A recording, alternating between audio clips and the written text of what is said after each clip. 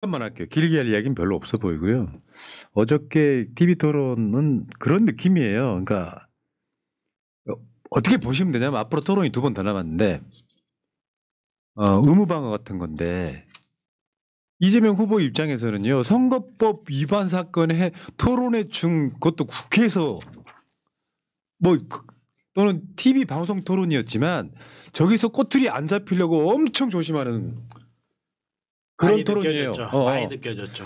그렇다 보니까 이재명 대표의 평상시 실력보다는 방어하기 바쁜 토론이었다고 보시면 되고 진짜 어저께 제가 그 생방송으로 보면서 여러분 그 새날 텔레그램 정보방하고 새날 저 게시판 유튜브 커뮤니티에 보시면 계속 팩트체크 올라가잖아요. 근데 약간 그 중간에 있다라고 하는 텔레그램 방에서 그런 얘기가 올라왔어. 왜 민주당 것만 해주냐고. 국민의힘은 이런 게 안 올라온다. 그러니까요. 그러니까 이게 계속해서 팩트 체크를 해주는 상황에 말하자면 저기서 이제 허위사실 유포하면 김문수든 이준석이도 처벌받습니다만 이재명 후보 입장에서는 거기에 방어할 수밖에 없는 위치에 있는 거예요. 그냥 숨만 쉬고 있어도 당선되는 건데 거기서 적극적인 표현할 리가 없잖아요.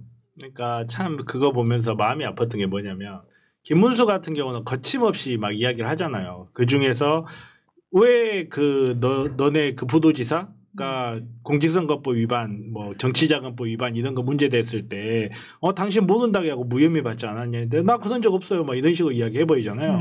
이재명 대표님한테 주어졌던 잣대를 그대로 들면 네. 징역 2년에 집행이 5년이야 이거는. 사실 악성도 더 높거든 이거는. 네. 근데 그 김문수 같은 경우 막 그래 막 질러. 하지만 이재명 대표님은 자기가 이미 이걸로 불이익한 처분을 당한 적이 있기 때문에 굉장히 조심하는 모습. 그거 보면서 약간 손발 묶어놓고 싸움을 하는데도 이재명 대표 이기네. 아, 그렇죠. 약간 이런 기분. 그러니까 뭐 이제 디테일하게 봐서 이재명 대표 토론이 어쩌고저쩌고 이야기들 하시는데요. 어제 토론이 난 정석이라고 봐요. 방어적일 수밖에 없잖아요. 왜? 저쪽에서는 말꼬투리 잡았고 논란을 그렇죠. 만들려고 네. 준비하고 있는데 거기에 옛날 이재명 후보처럼 막 사이대로 던지는 건 불가능하고 어렵죠. 나는 어저께 이준석 토론을 보면서 느꼈던 거는 그거예요. 아 얘가 목표가 1등이 아니구나. 목표가 김문수구나. 실제 여러분들 어차피 토론하다 보면은 어제 내가 느낀 건데요. 김문수가 너무 어리바리하니까 저 자리에 홍준표가 있었으면 훨씬 재밌었겠다. 그러니까 팩트를 모르는 관계에서 예를 들면 자기 노동법 관련된 것도 몰라. 노동부 장관 출신이. 네, 약간 해동이 덜 된 느낌이. 그러니까 완전 옛날 사람. 거기다가 지금 75세 노인을 2시간 동안 세워놓는 이 사람들 난 그거 진짜 못됐다고 생각해. 노인 저는 학대. 개인적으로 권영국 후보한테 실망한 부분이 있었어요. 뭐요? 뭐냐면 김문수한테 한 해에 노동자들이 몇 명이나 사망하는지 알고 계시죠? 그러니까 김문수가 네 그러거든요. 네. 몇 명이요? 이랬어야지. 거기에서 그냥 넘어가셔. 그렇게 아쉽더라고요. 나는 그기가. 어저께 신스틸러는 권영국 후보였는데요. 맞아요. 여러분 이런 거 있어. 이제 지난주에 김재현 진보당 대표 나와가지고 우리 당의 기호는 1번이다 이렇게 이야기할 정도로 이 손을 들어주긴 했는데 만약에 2대1로 싸우는 것보다는 그게 좀 더 낫다라는 생각은 분명히 들었어요. 예. 권영국 후보가. 그리고 제가 지난주에도 말씀드렸지만 권영국을 비판하기는 제가 좀 거시기해요. 특별히 아는 사람이어서가 아니라 한 7, 8년 전에 인터뷰 해본 적은 있는데 권영국이라는 사람은 사실 진보 진영에서는 거의 성직자 같은 사람이에요. 맞아요. 네, 입지전. 근데 거기서 뭐 이재명 후보한테 뭐 영원히 안 하시겠네요 이런 표현을 했지만 기본적으로 그 권영국 후보만이 갖는 자기 시그니처가 있더라고요. 그런 측면이 있었고 이럴 때는 2대2로 싸우는 느낌이 분명히 있었고요. 근데 어제 제일 중요했던 것 중에 이런 거예요.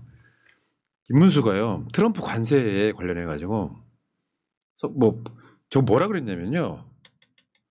대통령 당선되자마자 트럼프랑 정상회담 한대요. 이 말이 얼마나 코미디 같은 이야기인지 아세요? 누가 해준대? 불가능한 이야기를 하고 있어요. 근데 지금 중국도 다시 재협상하고 있죠. 굳이 말하자면 트럼프 자기 마음대로 되지 않습니다. 그러니까 그러면 새 정부가 들어서서 어떤 협상을 신중하게 하면서 뭐가 시간도 벌고 이렇게 해야 되는 거지.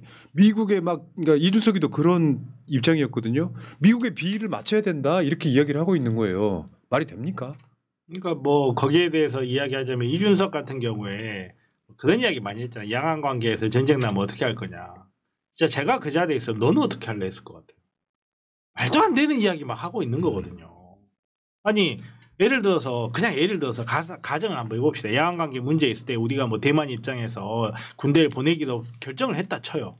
근데 그걸 지금 말하면 그렇지. 그럼 안 되지. 그거 지금 말하면 되겠냐고. 근데 이 바보는 오로지 어떻게든 이재명 대표님한테 친중이라는 이미지를 씌우려고 자기가 뭐 무역의 중요성을 이야기하는 놈이 친중 이미지 씌우는 거 보면 쟤는 도대체 뭔 생각이 있는 애인가. 그러니까 미친놈이죠. 왜냐면요. 우리가 수출 위주의 그러니까. 경제를 해야 되는데 아직도 가장 수출 수입 비중이 높은 나라가 중국이에요. 그러니까 최상목이가 대통령실 경제수석일 때 중국 시장 끝났다고 말하면서 진짜로 중국 시장 관련해서 수출이 줄어들기 시작했어. 그러니까 지금 이 글로벌 경제에서는 미국에만 의존할 수 없는데 미국한테만 잘 보여 하는 게 대한민국 대통령이 맞냐고요. 그러니까 이재명 후보 입장에서는 신중해야 된다. 근데 그게 제가 표현하는 게 균형 감각이거든요. 극단적으로 어제도 그런 표현 많이 나왔죠. 극단적으로 미국이냐 중국이냐가 아니라 그러니까. 양쪽 사회에서 적당하게 줄다리기를 해야 될 거 아니야. 아니 장사하는 입장에서 왜 내가 물건 팔 사람을 한 명을 정하냐고. 예를 들어서 뭐 미국이 야 너 중국하고 교역할 거면 우리랑 동맹 끊어 그런다든지 중국에 와가지고 너 미국이랑 계속 하려면 우리 당장 북한에다가 어마어마한 군사 해가지고 니네들 전쟁 일으킬 거야 뭐 이런 협박적인 상황이 있어가지고 양자택일이 불가피한 상황이라고 할지라도 외교에서는 상황을 열어놓는 게 기본인데 지금이 그런 상황도 아니야. 중국 사실 내수 시장으로 따지면 중국이 수출도 훨씬 많이 되고 있는 상황이지. 이런 상황에서 양자택일을 강요하는 것도 모자라서 닥치고 발생하고 있지도 않은 사실을 가정해가지고 쓸데없는 위험을 감수하게끔까지 강요를 한단 말이에요. 아니 그런 예를 들어서 양안 관계에서 그런 결정이 있다는데 우리가 입 밖으로 내면 그 내 입 밖으로 내는 순간 10년 뒤부터 있어야 될 손해를 오늘부터 받아야 되는데 맞아. 그런 멍청한 짓을 계속 강요를 하면서 나는 친중 아니에요 이러고 있는데 정말 제가 그 자리에 있었으면 그 말 했을 것 같아. 너는 어쩔 건데? 아니, 그래서 국제적 분쟁이 발생했을 때 미국 입장에서 고려해야 된다. 저는 그 말이 진짜 충격적이었거든요. 그래서 입장에서 우리나라 대통령 뽑는 건데 지금 뭐 하자고 있는 거냐 생각이 들었는데 원래 이게 정말 크게 논란이 되고 헤드라인 도배가 됐었을 텐데 이게 그냥 넘어가는 거는 이준석의 위치가 딱 그 정도이기 때문인 그렇죠. 겁니다. 워낙 이제 이준석이라는 사람 저는 개인적으로 이번 그 대선 토론회에서 이준석이 계속 회자가 되고 있잖아요. 워낙 이제 재수 깨나서 저는 이게 이준석이 성공한 게 아니라 김문수가 실패한 거예요. 그냥. 김문수가 워낙 재밌었잖아요. 워낙 재밌게 하시다 보니까 아무도 김문수를 말을 하지 않는 지경에 이르렀고 그러다 보니까 이준석이 상대적으로 말을 하는데 사람의 마음을 설득을 한다는 거는 말을 잘하고 못하고 논리적으로 말을 하고 못하고의 문제가 아니에요. 상대방을 존중해주고 상대방의 마음을 얻을 수가 있어야 되는데 나 말 잘해 뭐 UCDC인가 뭔가 뭐 ESS가 뭔가 사람들이 네가 아무리 그 말 해봐야 그 말이 맞는지 틀린 말이 몰라. 대부분 사람들은 그거를 자기 혼자 잘났다고 떠든다고 해서 자기가 지지율이 높아질 거라고 생각하는 그 사고가 이준석의 한계예요. 이 중에서 저만 미국 유학을 갔다 왔기 때문에 그런 이야기를 했다. 자, 그리고 어저께 김문수가 윤석열하고 똑같은 이야기, 보복 타격 확실히 확보해야 된다 이렇게. 그 북한을 두고 하는 이야기거든요. 네. 그러니까 여러분이 있잖아요. 김문수가 극우라고 하는 게 예를 들면 지금 우리나라 극우 진영에서는 우리나라가 핵 가져야 된다고 하는 이야기는 그냥 세상 미친 소리 아닙니까? 우리가 핵을 갖게 되면요 북한하고 똑같아집니다. 경제 제재 받으면서. 그러니까 이런 건 있어. 미국의 해구산 이런 이야기 하는데 실제로 미국이라고 하는 나라도요. 자기 편 만들려고 엄청 노력하는 정도 수준에 올라와 있는 나라가 한국이에요. 지금 이미 경제력은 일본을 넘어선 나라란 말이에요. 이 문재인 정부 때 이미 G7, G8 이 정도 수준이 올라갔는데 트럼프 입장에서 야 니들은 우리한테 무조건 뭐 해야 돼? 못합니다. 자기 편 많이 만들어야 되니까 그걸 이용해 먹는 외교가 중요한데 지금 대통령이란 놈은 내란으로 지금 탄핵당하고 그러면 다음 정권이 그걸 협상할 수 있게끔 만들어주는 게 정상적인 나라인데 얘네들은 머릿속에 미국밖에 없는 것 같고 어저께 이제 신스틸런 이런 거였다고 해요. 권영국 후보가 김문수의 악수를 거절하는 장면. 나라도 악수는 안 할 것 같은데. 저는 좋았습니다. 네. 그런데 난 저런 자리에서 나 악수해야 된다고 생각합니다. 아 오히려. 왜냐하면 저게 이제 빌미가 되는 측면이 분명히 있어가지고. 그냥 근데 그 과거를 좀 공유한 사연이 있지 않아요? 같이 네. 노동운동 그렇죠, 하셨고 그렇죠. 그래서 배반감이 진짜 컸을 거다라는 생각이 들더라고요. 권영구 이런 말씀 정말 죄송하긴 한데 권영구 후보 입장에서는 이런 게 빌미가 잡혀준 게 오히려 본인한테 좋을 수도 있어요. 자 이제 크게 뭐 우리가 이야기할 건 아닌 것 같고요. 어저께 국민 여러분 김문수를 퇴출시켜 주십시오. 권영국의 강렬한 직격. 네. 뭐 요건 좀 의미가 있었다고 보고요. 그다음에 실제로 이제 어제 나왔던 이야기 중에 이제 경제에 관련해서 어제가 경제 분야였잖아요. 그러니까 실제로 지금 보면은 한국의 그래프 2개 보여주세요. 경제를 이렇게 망가뜨려 놨어. 국내 증시 이탈한 외국인 투자자들 한번 보세요. 4월 달에. 저도 깜짝 놀랐어요. 4월에 정말 본격적으로 이탈합니다.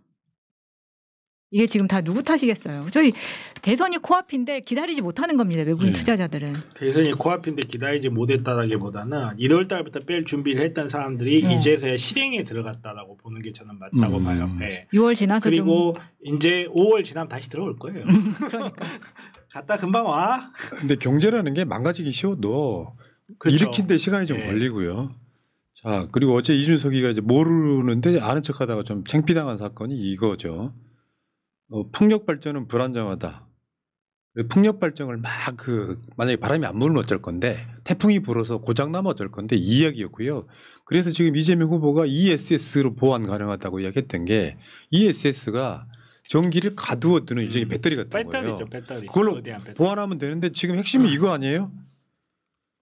애플 이제 전 세계에서 100% 재생 가능 에너지로 가동. 저게 2018년입니다. 네. 지난해 그러니까 데이터 센터 100% 재생에너지 전환을 달성. 페이스북은.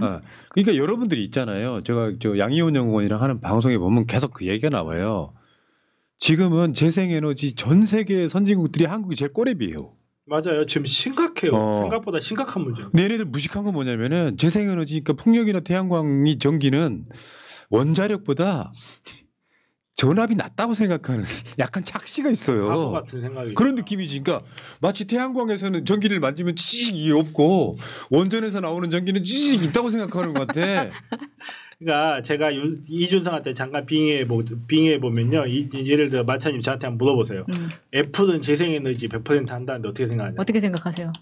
제가 언제 재생에너지라고 했습니까? 저는 풍력으로만 안 된다 그랬지 재생에너지도 안 된다고 한 적 없습니다. 아유, 이거 한동훈이다. 진짜. 이거 한동훈이다. 아니 근데 둘이 똑같아. 진짜 아니 이준석이 하고 싶었던 거는 이재명 대표 데이터 센터 잘 모르잖아. 나는 하버드 컴퓨터공학과 나온 사람이에요. 이거 하고 싶은 거예요. 그렇기 때문에 대놓고 그렇게 이야기를 했지만 정작 팩트 체크를 했더니 본인이 말한 애플이나 페이스북은 이미 데이터 센터 100% 재생에너지 전환을 한 지가 이것도 2018년, 2020년 이렇게 다 한 거란 말이에요. 양현영 의원하고 하는 그 환경과 경제에 다 나오는 내용이에요. 그 방송 재미없다고 안 보시니까 어제 새로 여러분들이 보신 것 같은 이야기인데 실제로요. 다른 걸 떠나서 이재명 후보가 현장마다 그 이야기 하잖아요. 특히 농촌 지역 가면은 풍력, 태양광 해서 그걸로 돈 버는 시대가 됐다고. 그러면 그 에너지 고속도로를 만들고 이 과정에 에너지 고속도로만으로 끝나는 게 아니에요. 거기에 전기를 배분하려면 AI가 등장을 그렇죠. 합니다. 네. 그러니까 약간 토탈 산업 같은 그런 느낌으로 가는데 아니 재생에너지가 아니라 데이터 센터를 가동하는데 막 원자력 전기 이런 건 그러니까 이런 거 있어. 어제도 토론회 때 약간 비슷한 맥락인데 당장 우리는 원자력을 없앨 수도 없고 그러니까 비중을 적당하게 어떤 중립적으로 가면서 안전하지가 않으니까 원자는 조금 줄여가는 방식은 맞거든요. 그거는 누구도 이견 있을 수가 없는 거야. 근데 얘는 이견을 닫아버리잖아 거기다가. 그러니까 놀랍다는 거고. 제가 이준석 때문에 부끄러워 죽는 줄 알았어요. 왜냐하면 제가 얼마 전부터 밀고 있는 게 이과 출신의 유일한 평론가다 이러고 다니고 있었는데 이준석 때문에 사람들이 이과 출신 다 이런 줄 알 것 같아. 자기가 혼자 이과 출신 정치인이라고 막 이야기하거든. 이준석이 전문가로서도 빵점이다라고 판단할 수밖에 없는 게 이 사람이 제가 알고 있기로는 컴퓨터공학 소프트웨어 뭐 이쪽 전공한 걸로 알고 있거든요. 이쪽 업계에서 10년 손 뗐으면요. 그 사람 과연 전문가라고 할 수 있는가. 엄청나게 앞서가고 있는데. 완전히 여기에 대해서도 좀 의문이 들고 그리고 이 사람이 발언을 하는 걸 보면 인공지능 나보다 모를 수도 있겠다는 생각을 좀 많이 받았어요. 많이 받았고 뭐 자기가 해외 유학파 출신인데 뉴딜 정책을 물어보더라 뭐 이런 진짜? 이야기 하거든. 야, 네. 네가 해외 유학 가가지고 경제하겠냐? 뉴딜 정책 알면 답을하지. 뉴딜 정책이 뭐야? 나 해외 유학파인데 뉴딜 정책이 뭐냐고 물어보면 어떡합니까? 뭔 상관이야? 나 그거 보면서 진짜로 진중권 보는 줄 알았어. 아니 그리고 하나만 더 얘기하면 이제 이준석이 본인이 하버드 나왔다고 하면서 하버드 동문회 그 페이스북에 마크 주커버그 1년 선배라고 자기가 메일도 보내고 뭐 했다고 하는데 결국 최근에 일어난 이런 일도 몰라서 이렇게 했다는 것도 너무 웃기지만 친구가 그렇게 많고 하버드에 그렇게 유명한 사람들을 많이 알고 있다면 저는 좀 궁금한 게 페이스북에 어느 미국 친구 하나 댓글 하나를 안 달고 그런 게 안 올라오는 게 너무 신기한 거예요. 유명한 한덕수 알잖아요. 그러니까 나는 이력을 이렇게 봐요. 이준석이가 어제는 이런 거예요. 다수 국민들한테는 쟤는 대통령감이 안 되는구나. 네. 이따가 재밌는 짤에서 그 태도를 동영상으로 보여드릴 텐데 그러니까 이런 거예요. 내가 이준석이면 전략을 잘못 짠 거죠. 내가 튀어서 이재명을 때림으로써 2등 전략이라고 제가 말씀드리는 이유가 진짜 1등을 노리면 있잖아요. 나이는 어린데 굉장히 A 발라야 돼요. 공감하고요. 제 반론 드려도 되겠습니까? 이런 방식으로 가야 되는데 됐고요. 그러니까 그렇다 보니까 이준석인 스스로 김문수가 너무 어리바리해서 내가 보수의 적자가 되겠어. 나는 2등을 하겠어 전략이었다고 보시면 돼요. 아니, 일반적으로 보면. 이준석이 한 말 중에 이준석이 잘 알 것 같다라고 생각되는 건 호텔 경제학밖에 없었어. 네. 그건 잘 알 것 같아 잡아도. 자, 그만하시고요. 네. 자, 다음 이야기가 있으니까 이 얘기는 여기까지 하시고 멧돼지 잡으러 가자님 최범민 너무 예쁘게 사랑합니다. 이재명 화이팅 하셨고요. 고맙습니다. 두 번 읽어주셔서 감사합니다. 네. 이게 막 리스트가 있어요. 저만 볼 수 있는 리스트가 있는데 개봉 돌림 홍감탱 할배가 청준표로 개명했다던데 사실인가요? 사실입니다. 재밌는 짤이 나옵니다. 청준표. 어제 코박콩이 아니라 코박청인가요? 청카콜라 하셨고요. 지훈 이스님 고맙습니다. 임세현님 오셨네요. 변희사님 그 머리 한 게 뭐요? 전 후보 응원하러 홍대 갑니다. 토나 마찬님 힘내세요 하셨어요. 화이팅. 네. 아니, 내가 지금 이걸 머리에 달고 다닌 지 지금 몇 개월 됐는데 이제 봤단 말이에요 지금. 채널 출연진들은요 자기 방송 나오는 것 빼고 안 봐요. 그러니까 제가 입장에서 곤란한 게 어제 했던 이야기를 지들끼리 처음 이야기하는 것처럼 할 때 아우 속이 막. 제가 푸나님 곤란할 것 같아서 저는 제가 나오는 것도 안 봅니다. 자, 김병철님 출첵 시끄러 입마하고 순대하고 수준이 거기서 거다라는 게 어제 토론에서 드러났습니다. 오늘 온 매체에서 비판 일색이네요. 특히 준석이는 비호감 다시 오를 듯합니다. 어제 우리 이재명 대통령 당선 확실한 행님 수고하셨습니다. 새날 화이팅, 새날 가족 모두 화이팅, 민주당 화이팅, 정변 의사 화이팅, 유진철이 4대선 최범 귀엽고 깜찍하다. 이분은 하루는 임세현 남편이 됐다가 하루는 마차임 남편이 됐다. 자, 감사합니다. 감사합니다. 땡큐.